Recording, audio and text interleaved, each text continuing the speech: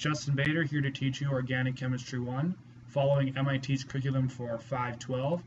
This is video 3 covering material for exam 1. Topics covered in this video will be resonance, composite structures, acidity and basicity, and orbital view. Resonance structures. Resonance structures describe the delocalization of electrons within a certain molecule.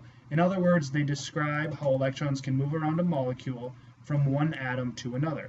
A resonance structure shows a partial representation of the molecule. For example, we have this molecule here with a minus charge on one of the oxygens. However, there could also be a minus charge on the other oxygen, as you can see by the structure on the right. So these are resonance structures, and we show that they are resonance structures to each other by using a two-sided arrow. So here we're going to go over an example of drawing the major resonance structures for the molecule in the upper left. So first thing you do is there's going to be oftentimes on N or O, you'll have a lone pair of electrons that are not given. So you need to draw them in and show the movement of them.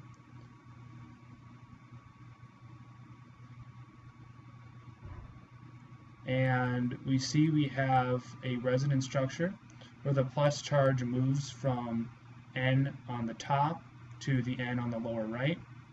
And there is one more resonance structure, as you'll see, where we get the nitrogen on the lower left to have the positive charge.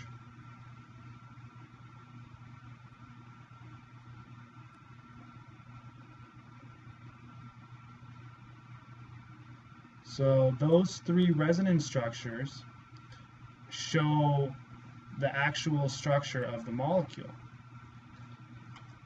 So tips when solving resonance problems. Major resonance structures will obey the octet rule. Sometimes carbon will have less than 8 electrons, and we'll go over problems with that in future videos. Look for lone pairs of electrons. They may not be shown in the problem, but they are usually there. Examples are on O or N. Always draw your arrows showing the movement of electron pairs, and do not forget to write the charges on the atoms. So a big important thing is composite structure, and the composite structure shows the actual what the molecule actually looks like. So the composite structure combines all of the resonance structures. So we're going to draw the resonance structures and the composite structure for the molecule shown in the upper left in the blue box.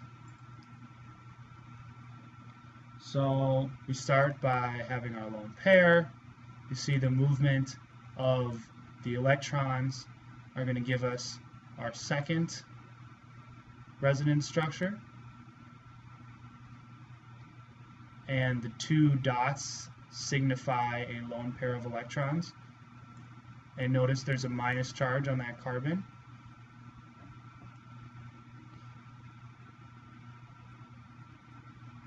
You see the plus charge sticks on the NH2. And don't forget to write the charges.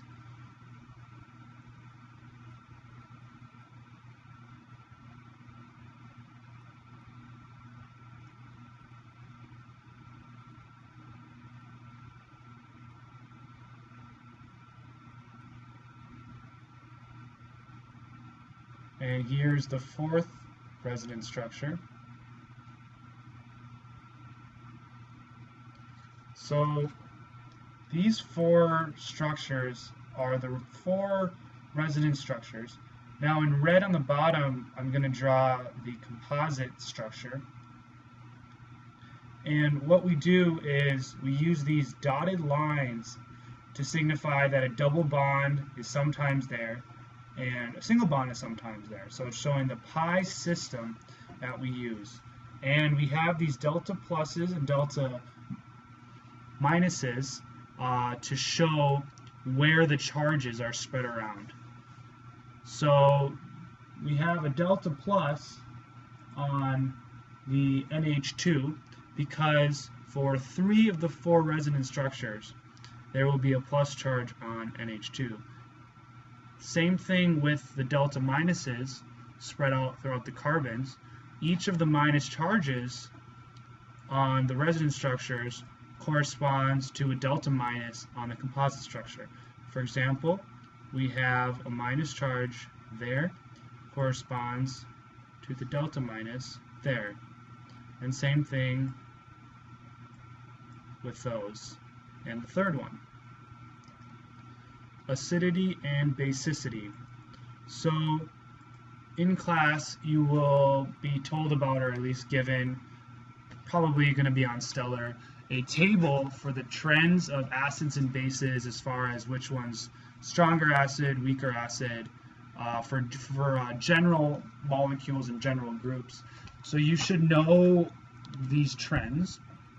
However, some molecules will be very similar to each other, and you'll need to use resonance structures to decide which one is the stronger acid, for example. The more resonance structures, the more resonance stabilized. So basically, the more structures infers more delocalization of charge, and therefore the molecule overall is more stable. So if you have a positive charge on one atom, but you have 3 resonance structures, that positive charge is going to be pushed around the molecule and be more stabilized. So therefore you're going to have more delocalization of the charge. And then general rules for acids and bases, we have a stable conjugate base means stronger acid, and an unstable conjugate base means a weak acid. So let's do an example. So out of these 2 structures in the upper left, which is the stronger acid? Well, first thing we need to do is we need to decide which hydrogens will be leaving. And as you know, acids, they lose a hydrogen, or they donate rather. So the 2 hydrogens that are leaving are going to be both attached to the oxygens. And we have the molecules here on the left, and they are going to go to their conjugate bases on the right. So what we need to do is we need to decide which is the stronger acid for the molecules on the left. Therefore, we needed to pick which is the weaker base for the molecules on the right. So what we're going to do is we're going to look at the weaker bases that we're going to look at the conjugate bases that we just talked about and figure out which one is the weaker conjugate base. So looking at conjugate base for the first molecule, we see we have a minus charge on the oxygen, which is going to get delocalized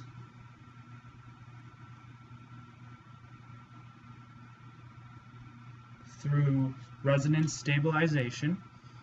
So you see the movement of the electrons, and it has multiple resonance structures.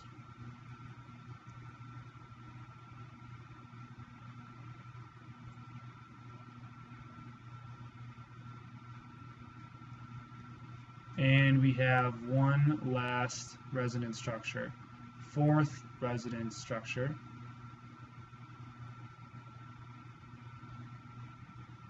So we have 4 resonance structures for the molecule on the left.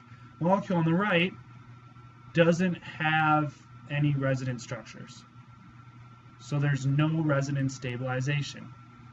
Now this is very important because we noticed that for the 4 resonance structures, the minus charge is spread out throughout the whole molecule in 4 different positions. Whereas for the molecule on the bottom, or the molecule on the right, we see that the conjugate base has a minus charge all pent up on the oxygen. This makes the conjugate base less stable.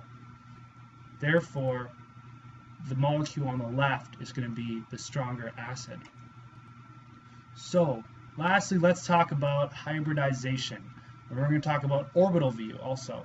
So, hybridization is going to talk about the sp character of certain atoms. So let's look at the molecule on the far left. We have CH4. That's going to be sp3 hybridized, and it's going to have a bond angle of 109.5. That bond angle is going to be for every single one of those bond angles. It will form a tetrahedral structure. And now let's go to the one in the middle. We have that carbon is going to be sp2 hybridized. It's going to be planar. It's going to have 120 degrees are going to be the bond angle. And we go to the molecule on the far right, and that's going to be sp hybridized for that carbon. And we're going to have 180 degree. It's going to be a linear molecule. Most of this stuff should be reviewed from 511, general chemistry. So let's look at drawing a molecule in orbital view. So we're going to look at the molecule in the upper left-hand corner. You see it's a decently complicated molecule. This is an exam question, actually. So first thing you do is you draw out the skeleton, they call it. And we see we have our main molecules, nitrogen and carbon, that form the basis of the skeleton. Now we're going to draw on the hydrogens. So the first thing that we need to look at is that we see that the hydrogens and the carbon, we look at the two carbons on the bottom, and we see that they form a double bond. Therefore, it's going to be sp2 hybridized, and the bond angle is going to be 120 degrees. That's how we know that the carbons are going to form 120 degrees with the hydrogens. At the same token, we see that the carbon in the upper right-hand corner forms a triple bond to the end. And because it forms this triple bond, we're going to have a bond angle of 180 degrees, so linear. That's why we drew the carbon going to the end as a straight line. So we'll continue, and we're going to draw first the p orbitals. So you draw these p orbitals, and there are a couple ways to show it.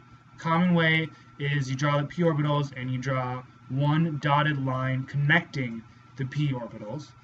As you can see here, this shows a double bond being between the two carbons on the lower, which correlates to our picture we drew, with the picture that was given to us in the upper left corner. We draw now the p orbitals for the nitrogen and carbon bond. However, we notice it's a triple bond, so we have a second set of p orbitals, which we're drawing in green.